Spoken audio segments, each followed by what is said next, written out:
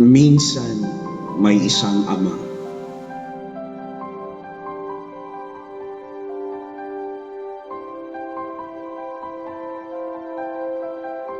Na mayroong isang anak na lubos niyang pinakamamahal.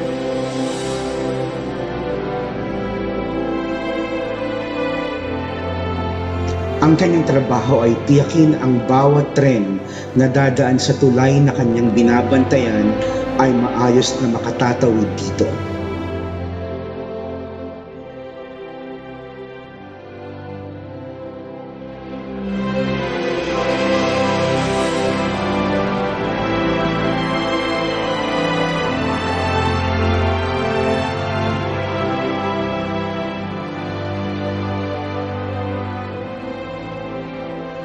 Malimit pagmasdan ng kanyang anak ang bawat tren na dumadaan sa tulay araw-araw.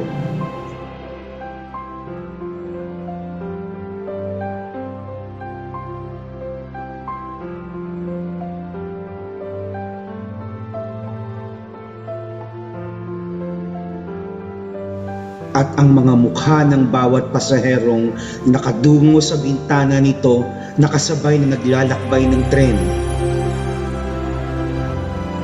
Mga pasaherong puno ng kalungkutan, mga taong may galit sa buhay,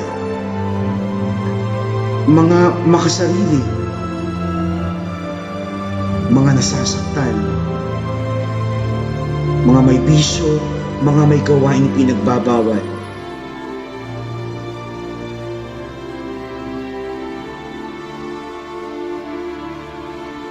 Hanggang isang araw, isang trahedya ang naganap.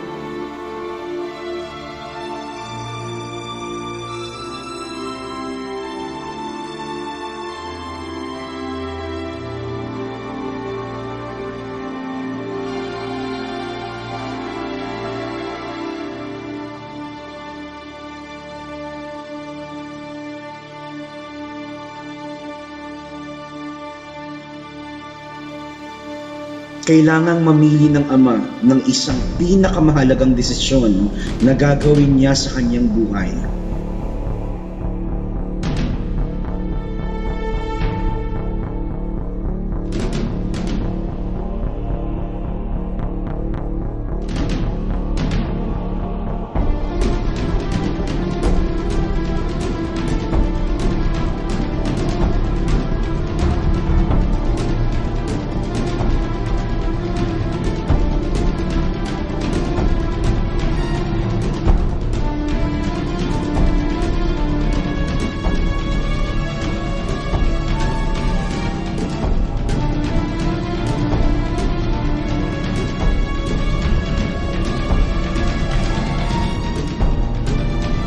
Ang hayaang mamatay lahat ng nasa loob ng tren o muling ibaba ang tulay na kanyang iniangat upang payapang makadaan ng tren.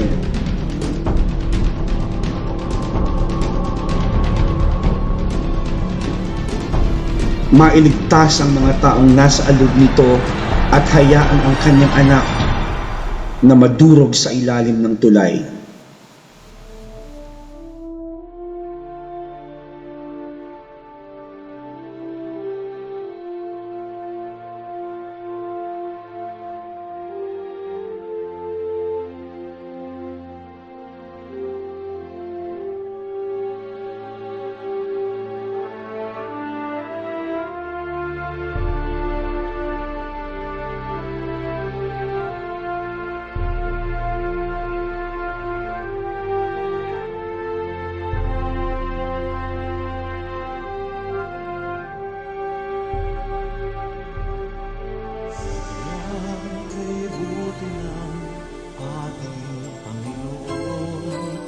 Magtatapat sa habang panahon, maging sa kabila man ng ating pagkukulang, biyaya niya'y patuloy na laan.